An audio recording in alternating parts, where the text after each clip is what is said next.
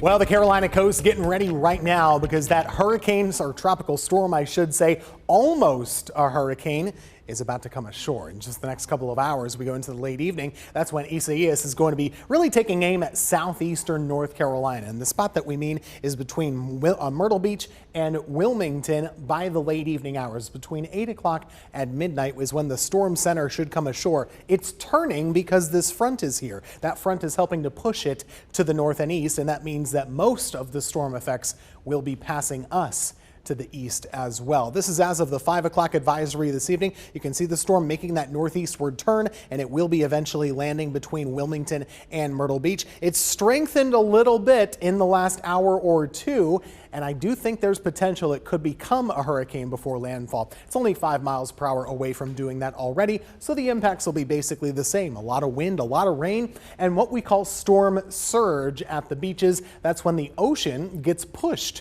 onto land higher than it typically is by about 2 to 4 feet in this particular case. Let's talk about our local weather though. We're seeing these on again off again tropical rain bands through about midnight or even just after that. But overnight we start to see the storm really take over, and it's mostly east of us. So most of the rain tonight falls in the Raleigh area and east, leaving us relatively dry after about 12. So our rain totals shouldn't be all that impressive, and the winds, well, they won't be either.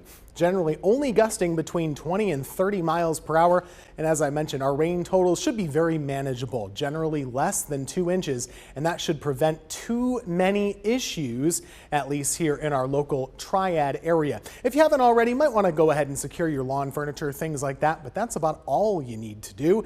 When you're waking up on Tuesday morning, we're starting to see the sun coming out already. High temperatures are in the mid and upper 80s, not just tomorrow, but for several days. We get that typical summertime weather back in place with pop-up storms Wednesday, Thursday, and Friday.